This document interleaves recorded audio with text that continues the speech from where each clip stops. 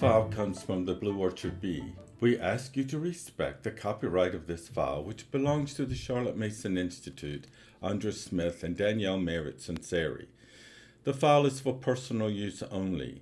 You may share with family, friends, and colleagues, but do not publish the material in any format, including in any electronic format, such as website, blogs, or otherwise, without permission from the Charlotte Mason Institute, Andra Smith, or Danielle Merritt-Sanseri. Please note the views expressed in these files do not necessarily reflect the views of the Charlotte Mason Institute, Andra Smith, or Danielle Merritt-Sanseri. It is important that you remember that information provided on this file is not intended to represent or to be construed or received as professional advice in matters of mental health. You are encouraged to work closely with a licensed mental health provider that fits your needs.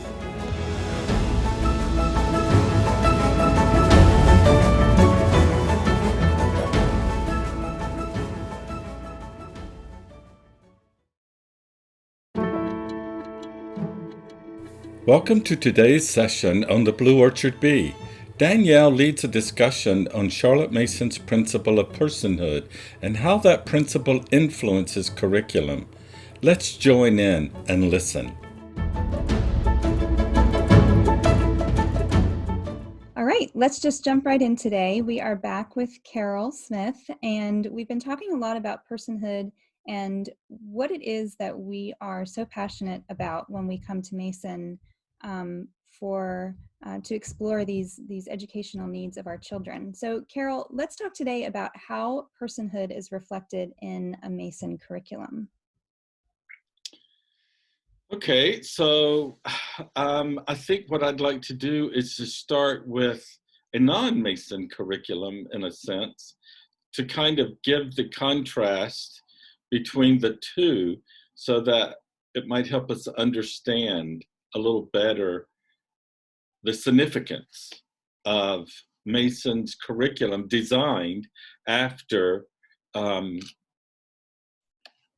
personhood, basing it on personhood, rather than just a collection of books that might be ancient or might be considered classics, or they may be considered the good books from our culture, but that's not enough of a reason to read them.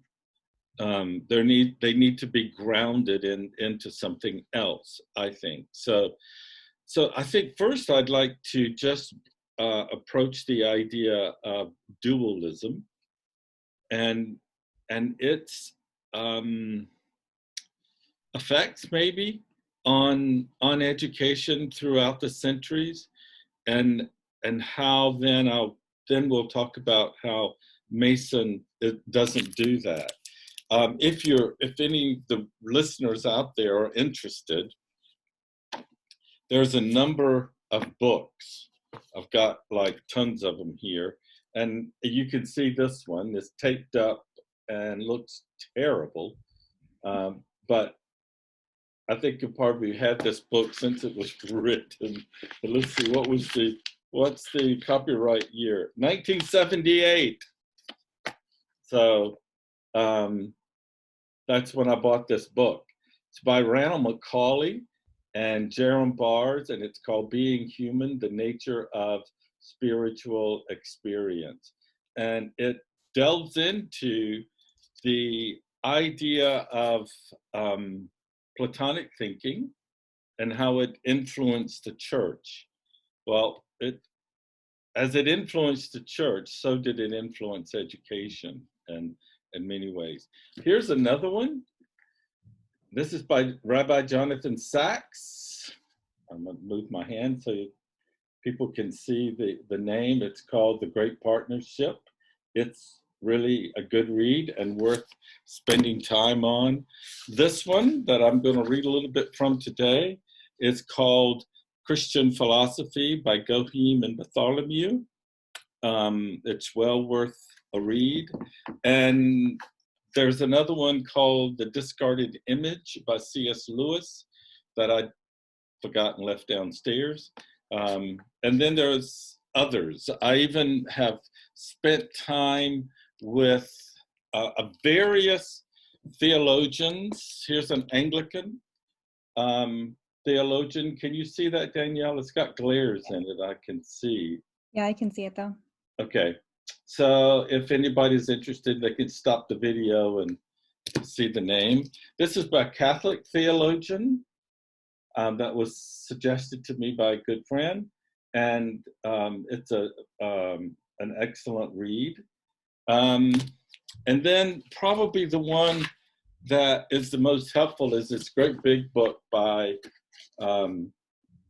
it's called A History of Western Philosophy and Theology by John Frame. And I forget what university he's out of, or seminary, it very well could be.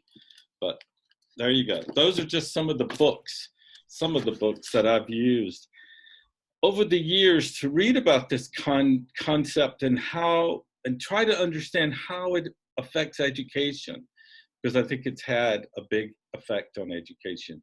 So just so that I don't belabor the point, I'm going to talk very narrowly about this idea of dualism, and probably if an educational philosopher or a theological philosopher or whatever were listening to me, they would probably say you've made it too simple, or you've what's the word I want? You've narrowed it down too small or something. But I don't want to. Well, you can see what size books can be written because of this topic. So I don't want to go into that. So, but here's a very simple picture of dualism and how it came into the church. Plato believed that the body was a tomb for the soul. He believed that men, and I don't mean mankind or humankind, I mean men, had a great fall at some point, and that kind of sounds familiar, doesn't it? And their soul was placed in a tomb called a body on this place called Earth. And the goal for men was to do glorious deeds called virtues that could then get them out of the earth when they died and to escape from earth to heaven. So they wanted to get to heaven. And we won't even go into what heaven meant for them and those kinds of things. But what happened with that thinking when it came into the church, people began to distinguish between religious activity and secular activity. And religious activity, because it was going to get me to heaven, was more important than secular activity. Well, in the Christian paradigm of life, there is neither sacred or secular. All is under the lordship of Christ. So it is just as important for me to change my baby's diaper every time that he or she needs it, as it is for me to go to a Bible study. Or another way I could say it, it is just as important for me to clean my potty in my bathroom as it is for me to go to a Bible study. And in fact, if there is a spouse that's not a Christian, it's more important to spend time with that spouse than it is to go to a Bible study. But in Platonic thinking, it would be more important to ignore the spouse and to go to the Bible study. So life became divided into two things, secular and sacred, and it was more important to do the sacred than it was the secular. But in the Christian mindset, it should be that all of life is under the lordship of Christ. So everything is significant and important. Now, how did this influence education? Well, Plato had this idea of forms, and the forms were, let me just give an example of one. One form could be justice, and it would be a capital J. And it's an abstract idea of what justice is. Now, how that's lived out is a different issue. It's important that you have this form called justice. And what Plato and later Aristotle believed was that these things were fixed. They didn't change. So as time went on, and we're way down into the Middle Ages, we have Galileo, who is saying,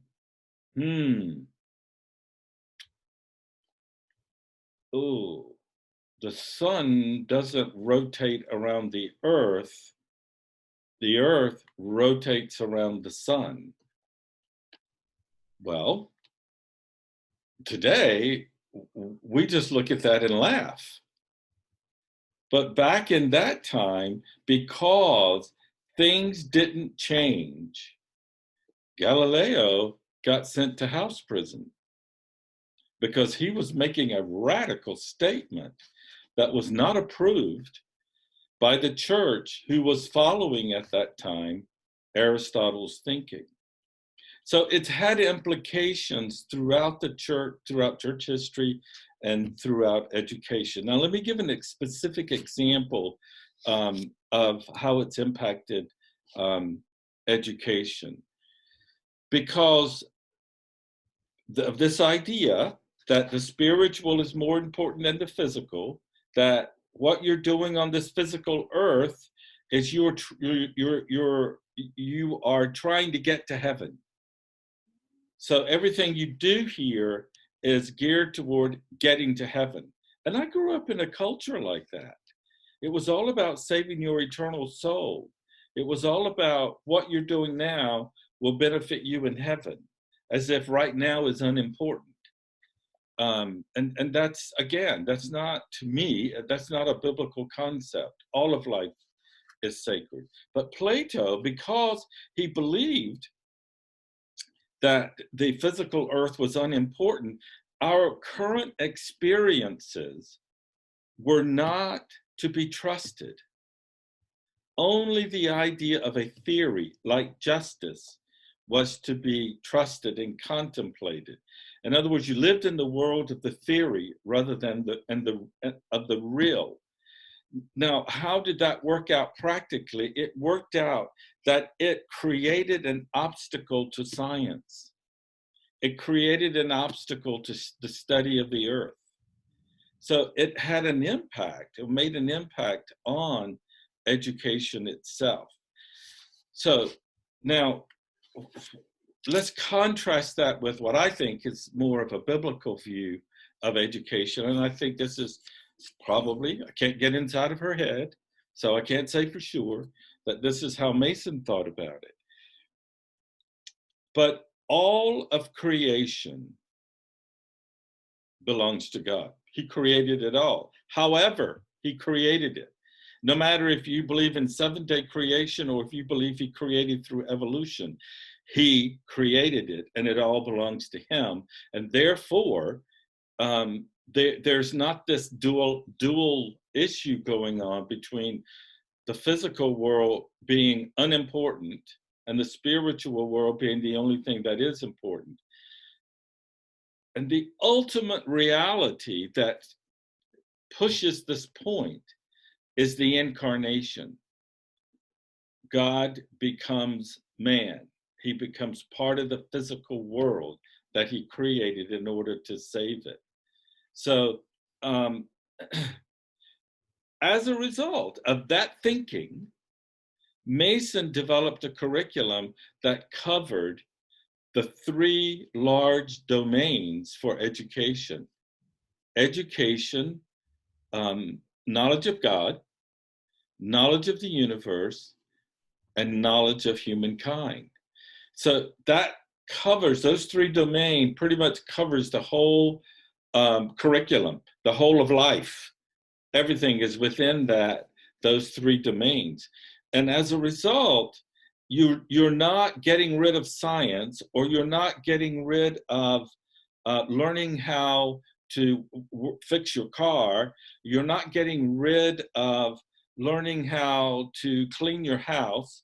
You're not getting rid of those physical things. They're all things that need to be taught to children, because it's a part of living here on this earth that God has given to us to live on, called the garden. And we messed up. We pretty severely messed up. But still, even with that broken image, we have a pattern by which, from Scripture, we need to use to educate children. And I think Mason did a fabulous job of siphoning that down to three. In fact, she didn't do it. And I cannot remember who did. I don't know if it was Matthew Arnold or quite who it was that came up with these three domains. It wasn't Mason. It was someone before her. Wish I could remember that, but the older I get, the worse the memory is. So I don't remember who it was, but I do think it was Matthew Arnold. Okay, so now, because the physical world is important to study, along with the spiritual world, then the physical body, the mind, the intellect, the child, as a person. Now remember, some of the people back in Mason's time didn't have a very high view of children. And she stepped into the middle of that and said, the child is a person created in the image of the infinite person. So by doing that, she elevated the status of children, and she made it, she made children and elevated them in a way that it's good to study the development of children. So you can study it from a holistic perspective, in the sense that you're looking at their bodies and their physical development, their emotional development, their intellectual development, their spiritual development. And because of that, you're looking at the whole child then, when you look at all these different angles of the child. So I think it's really important that we understand that this biblical view is very different than the view from antiquity, and that the child is a living person. And I think that is significant, the word living, because it implies something different than just getting along, just getting through life, just making it from day to day, just managing, rather than really living. And I think one of the things that we want to do is to help children learn to live. It's sort of like the college student who came up to the college to spend a year or two at the House of Education. And Mason asked her, "Why have you come?" And the young lady explains why she's come, and Mason, characteristically, from what I can understand, very patiently waited, and then just said, "No, my dear, you have come to learn to live." And I think that is the difference between a curriculum that is full of great books, but it comes to you in a way that it's heavy, that it's not living, that it's not giving, versus the way Mason arranged things in her curriculum to make it very much alive, to make it very much living, because it was going to go to this child who is a living being, not a dead being. So I think that can move us into the idea of what does it mean to have a living curriculum.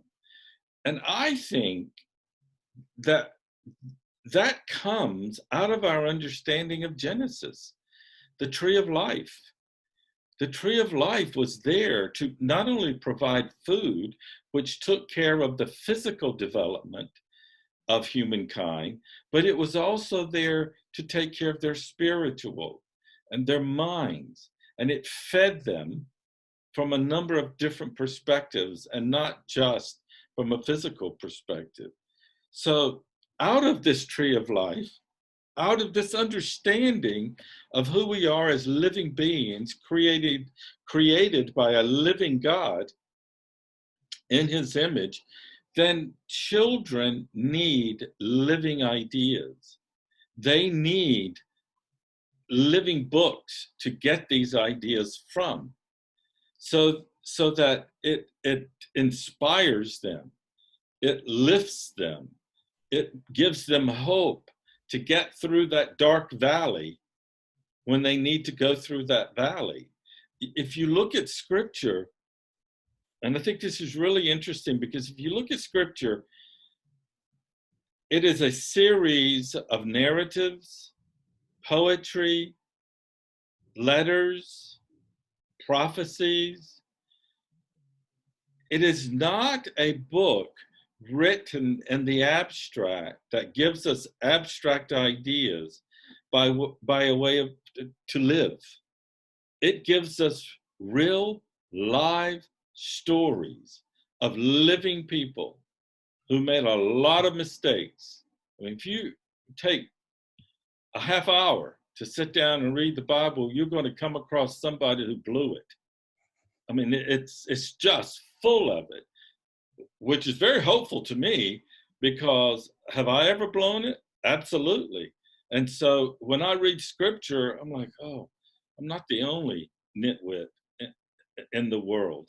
So I think it's a really encouraging thing, but it's a living thing that gives us hope, inspires us, and gives us energy and pushes us to be living beings. I think one of the other things that Mason's had in her curriculum that I think is just a travesty that we lost, and hopefully we're going to get it back, and that's the outdoor life, because that's that living physical world that God created that can give so much peace and calm and energy to us in a very beautiful way. So those are some of my thoughts about curriculum and a Mason curriculum, and why I think it is so exquisite and beautiful. And I think it is because it goes back to and looks at who we are as human beings. And it doesn't, Mason didn't just say, now these are the great books. These are the books every kid should read. That's not how she did it. She first looked at the child. Who is this being that I'm going to teach? Who is he or she? And what do I need to know about them in order to be able to teach them? And I understand that some of these ideas came to her as a pretty young person, and she sat on them and thought about them and cogitated on them for years. It reminds me, and it's also a very hopeful thing, she didn't get to put forth her ideas until 50s. She was in her 50s. So all these years, she had to sit on them. But I don't think she was just sitting on them. I think God was teaching her and preparing her for what was to be that big, long last chapter of her life that started in 1886 when she wrote Home Education. Now, we know that there are some issues with home education because some of the ideas there are based on William Carpenter's brain understandings. And that was about 150 years ago or more. And we've come a long way since then. So we've learned some things since then. So as we talked about, there are times when you have to nuance the curriculum or the method to meet the needs of the person, because there are things that we know now that Mason did not know in her day and in her time. We wouldn't expect her to know it. They didn't have the tools to know it. And I think there's one other thing that is really important about the way Mason designed her curriculum, and that is she followed history. And it helps it, I think, to make sense to children when you follow history.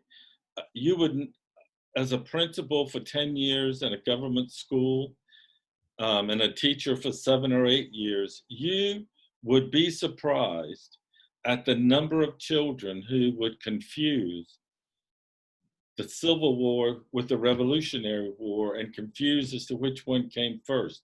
Well, the word itself ought to give you a clue, but they didn't have a clue. But you don't hear that as much within the Mason paradigm because the curriculum is arranged chronologically in terms of history. But I think what's really important with that is when you are following chronologically with history, you need to include all the people that are involved in that historical context. And we have not in this country included African Americans as we should, Asian Americans, and many of the others have not been included in the curriculum as they should have been because they were a part of the history. And I think it's to our own detriment. And I think it's also to the detriment that we're witnessing right now with what's going on in our culture. And I don't mean this in any any way that's ugly, but African American Month is almost an insult. African Americans have contributed more to this culture than just a month. And it's yeah, that needs to stop, and they need to be included in this kind of curriculum just like everybody else. Do you have any thoughts about what I've said or questions that you want me to clarify? Yeah, I have a question. I think that this can be really subtle and subconscious almost, because a lot of us grew up in it, and we're surrounded by it all the time, and you don't even realize sometimes when it's creeping in. So when we are, life is happening and we are just chugging along, trusting whatever curriculum we've chosen, how do we, what are the signs? What do you think? What is it that should make us question whether we need to be thinking about this? And this means Whether this meaning dualism is like, when what are the signs in our real lives that dualism is impacting our thinking or the way that we're implementing things, just because it's at a subconscious level. Well, do you maybe this will help. Not, I can maybe address it from a different angle. But remember the other day we talked about the Hosea 4:6 scripture where it says, my people, what was the word? Die from a lack of knowledge? Was that the word? Or suffer? I can't, let me look here really fast. I think it was, my people are destroyed for lack of knowledge. Destroyed. Okay, there we go. Now, we can put that as just religious knowledge. But I would suspect that should be much broader than just religious knowledge. To really know God and to know about him, one of the books about him is creation. And so when we confine knowledge of God just to the religious and just to Sunday school on Sunday, then that's a clue that we have a dualistic view of life and education. We should be studying about God throughout the whole curriculum and throughout the whole all of time, not specifically, for example, um, when I say study about God throughout, when we study science and really begin to understand how God created and what's involved in rocks or what's in mountains or what's in trees, and then we are doing religious education. What we've done is we've put all those things under the secular category. So we've separated those out. And that's why it's so easy now, I think, for people to live life during the week and go to church on Sunday and keep those things separate. Mm-hmm. So I think one of the ways that you can look at it is, are you thinking consciously that when I teach 2 plus 2, or when I teach multiplication or quadratic equations, I'm teaching something secular? No, you're not. You're teaching something that's within the creation of God, and therefore it's under the lordship of Christ. So all of life is, and I think this idea that things are separated is so ingrained that we don't even think about it. We don't even consider it. Mm-hmm.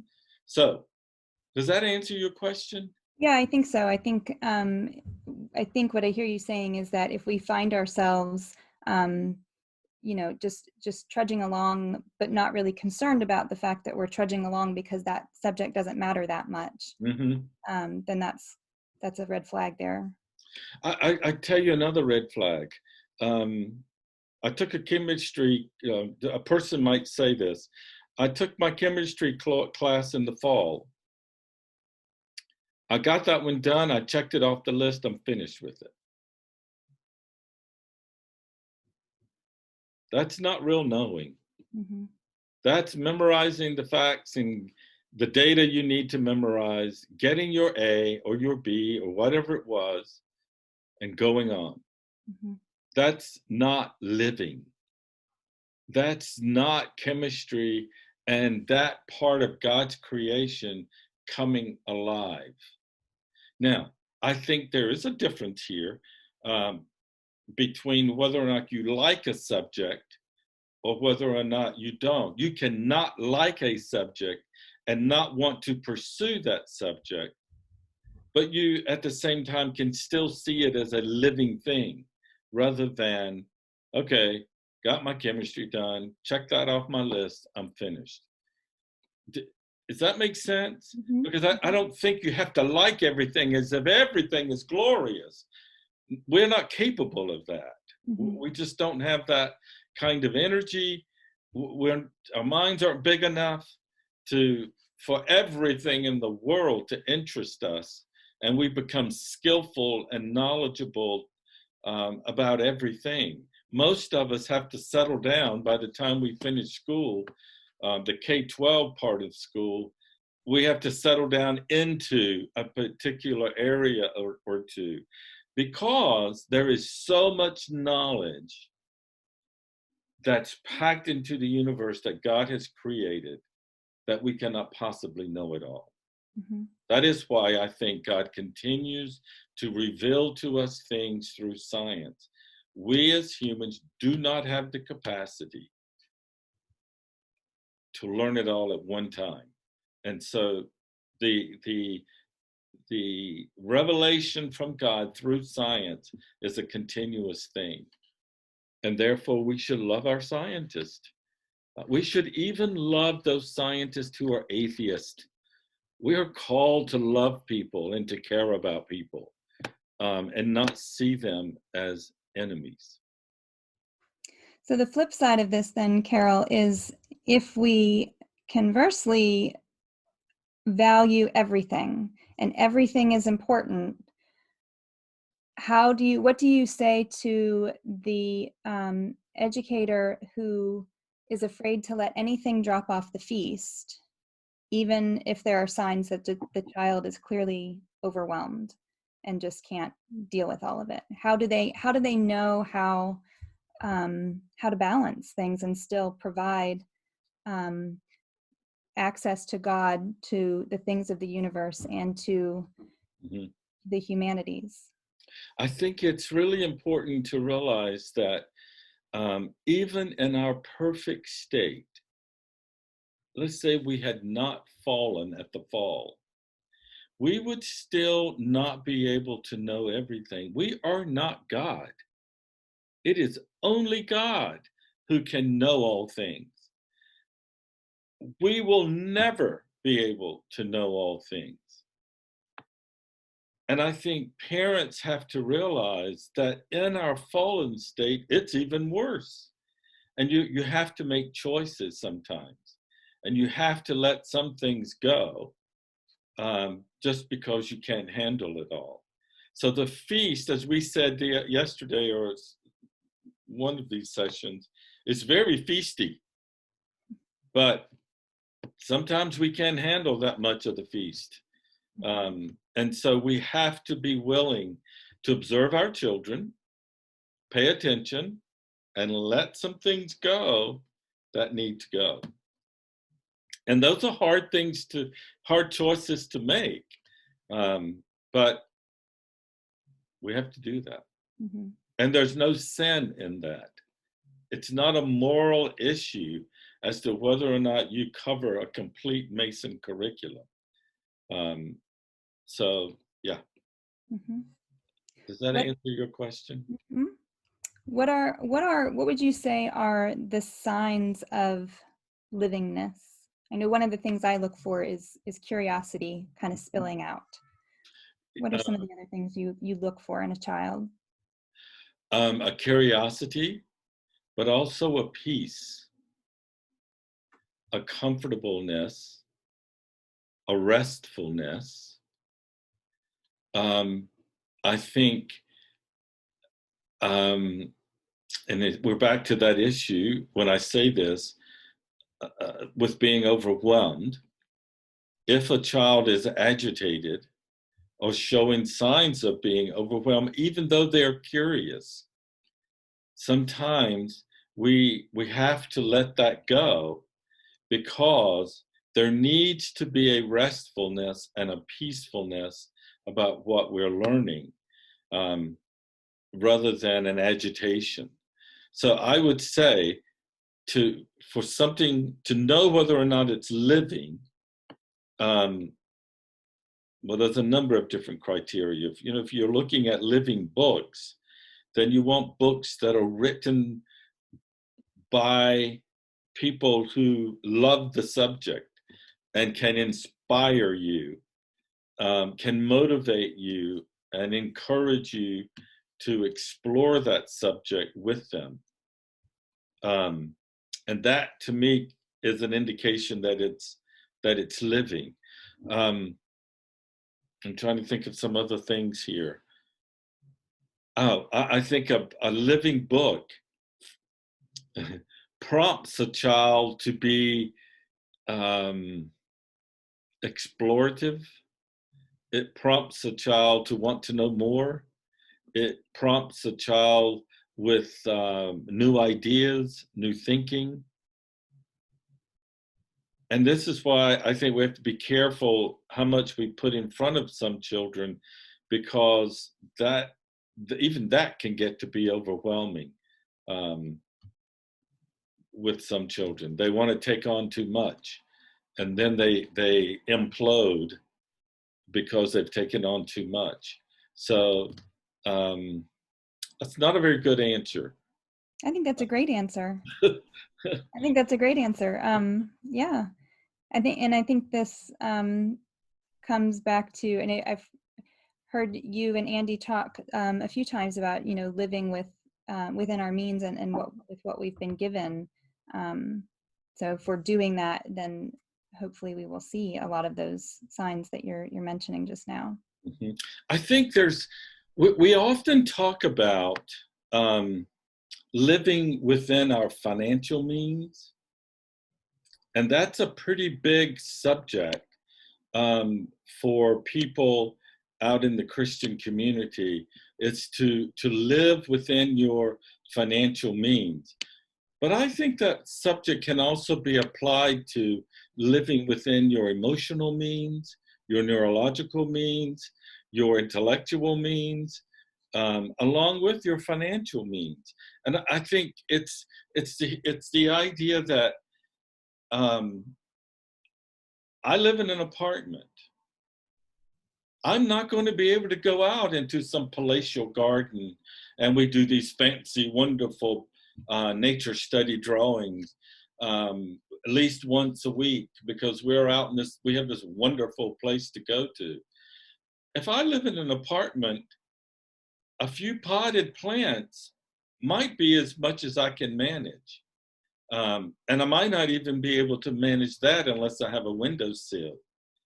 So then getting out every 2 weeks to a park or once a month may be all I can do.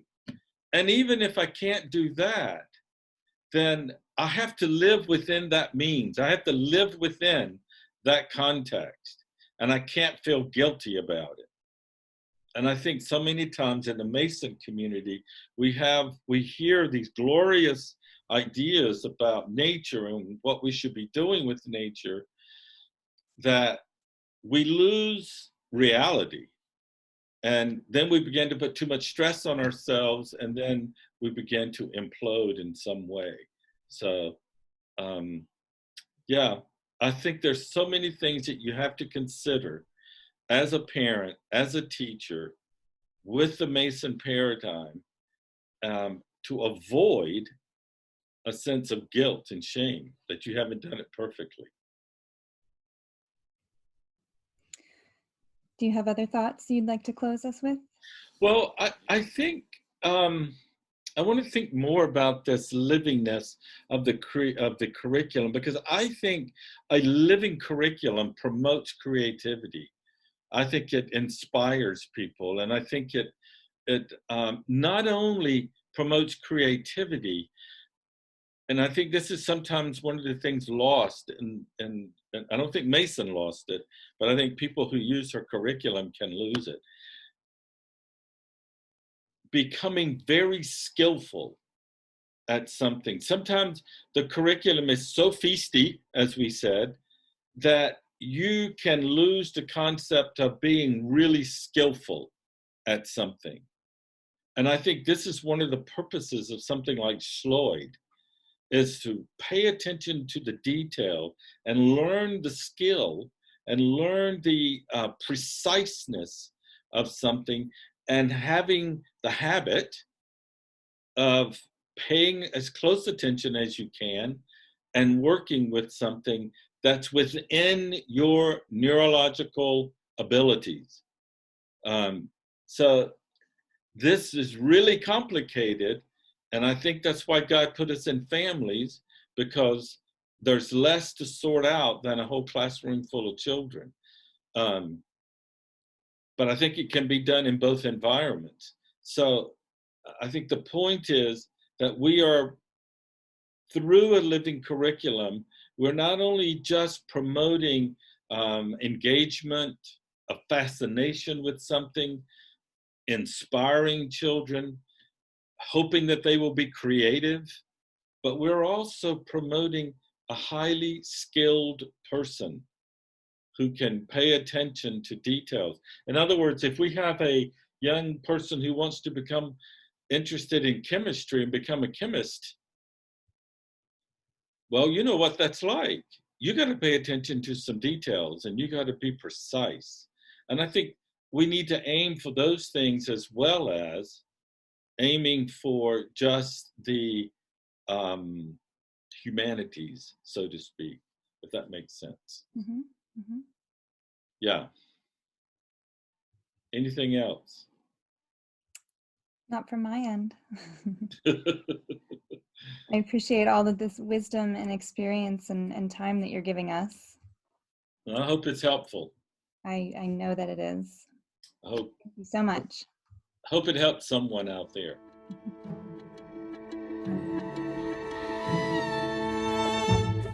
Thank you for joining us today.